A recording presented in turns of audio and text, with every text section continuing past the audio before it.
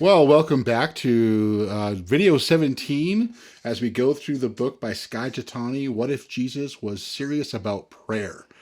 So, in this video, we're just going to kind of briefly cover chapters 47, when then prayer will help us see past our pain.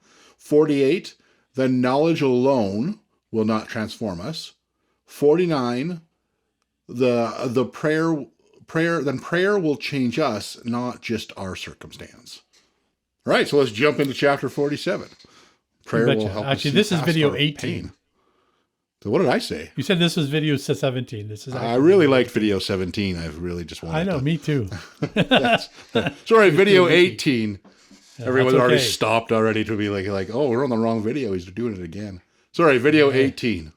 It's all right. When prayer will help us see past our pain. So I think this is one of those aspects of prayer no one likes. We have to learn about suffering. Yeah. Yeah. I don't like it. I mean, I want to pray the prayer of God remove the pain. Which, like we can't say he doesn't ever do that. He definitely, I can attest that he just has done it time in my life. And sometimes we got to walk in a little bit. Yep. And I think that's natural to want to avoid pain. But Jesus said in the Sermon on the Mount that his followers can expect to suffer. And I think Jesus obviously identified with this and made an example for us.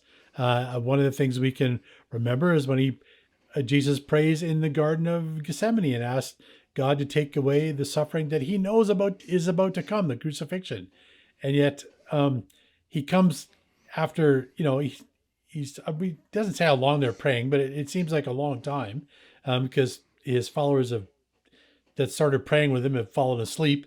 But Jesus comes around to the point that he finally says, not my will, but yours be done. And if we contrast this to Adam in the creation story, Adam chooses the opposite. He chooses to have his will and exert that instead of God's will. So, and Jesus knew, I think the reason that gave him the sort of motivation to be able to do that is once he got through the suffering, that he would be resurrected, that he would overcome death, that he would ascend to heaven, and he would accomplish why he came in the first place, which is to restore relationship with humans back to God. Well, and it does remind me, even when we want to kind of bring it back to say us, James would write, consider it great joy for the trials that you'll go through. It'll build up character, and because sometimes I think to get to where we need to be, we do have to go through some difficulties, and sometimes it's the difficulties that really bring forth really good things. And yes, it can be hard, but there's some good things or good lessons learned, some needed character development that can happen in that, and sometimes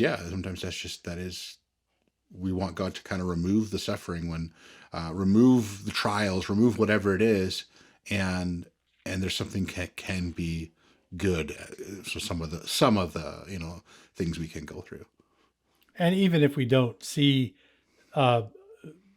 something that turns positive in this lifetime, because I've sat beside many people that have died For sure. in suffering and pain, but we know that there is hope in the coming restoration, that we will have a changed body and a resurrected body, and that we will get beyond pain and suffering, and we will have a relationship with Jesus again. So I think there's always that hope.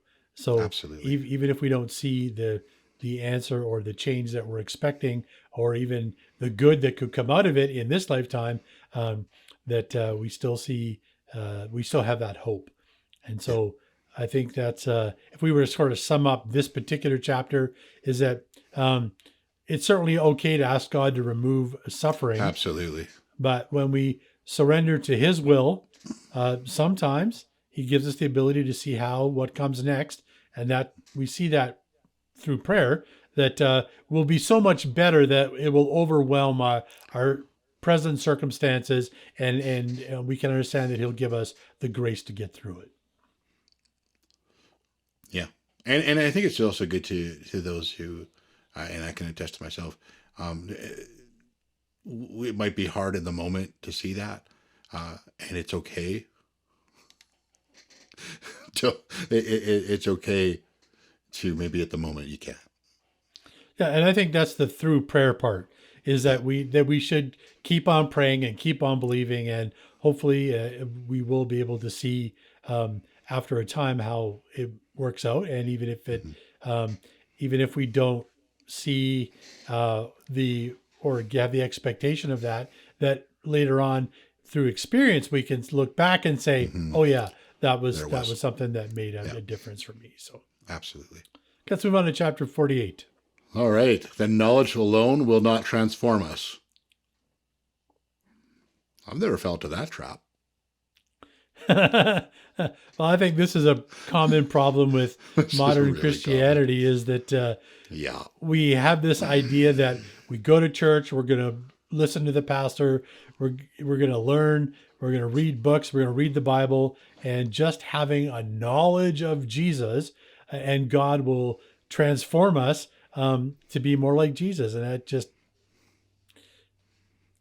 isn't the case. And for even for us as pastors, we listen to other people's messages and we listen to podcasts. We obviously attend church services. We expect people in our community to attend church services. We read the Bible. We send our kids to Christian schools. But literally, at the end of the day, those are the things that don't lead to transformation. Well, and that's where that's why we have to really understand that, and that, yeah, understanding something, and I think we've, even as a society, we can fall in this trap. Understanding something, truthfully, has to be practiced. Yep. And I think that's sometimes like, well, yeah, I kind of understand the concept of it, maybe that I Yep. can have a conversation about it, but when it's when we apply that real true understanding really happens, and that's why it's a really important part, like, of a lot of Jesus' commands. Is the whole, the idea of, your will be done. It's just Yep. sort of, it's not like your will would be understood. Yeah. No, your will be done. Like, there's a good, Yeah. let's walk this out. Hmm. And I I think heard it said that's, this way recently. I was reading something and someone said, God doesn't want us just to agree with him. yeah, yeah. And so, yeah,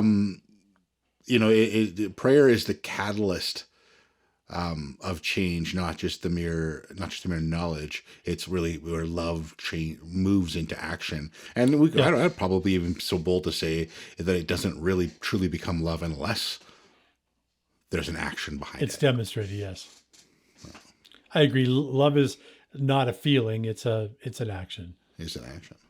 Yeah, And then chapter 49, the that prayer will change us, not just our circumstances. yeah. I think this is the one I like least of all of these three. Yeah, everything else should change, but I'm good.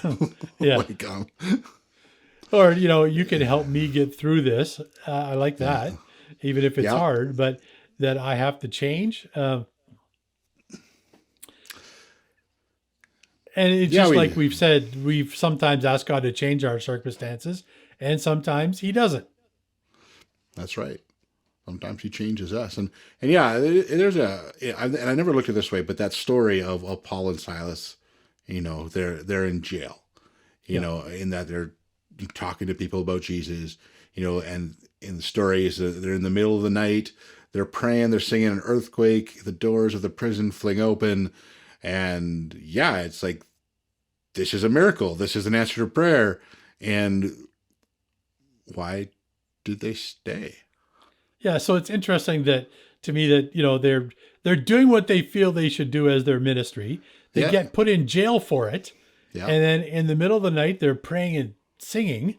yeah, So and like you say, the doors fly open. That's the miracle. Let's get out of here. yeah. And there's even another story where that actually happened to Peter.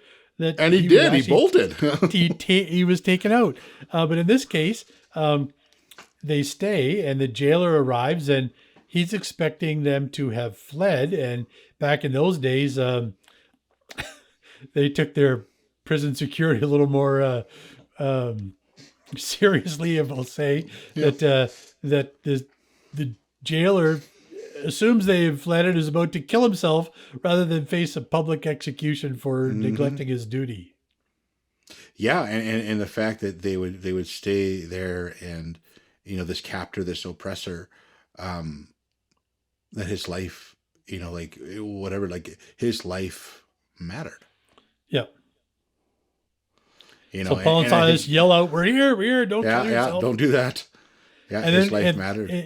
and you read the story, and obviously the man has probably heard some of what they've said because he expresses an interest in following Jesus.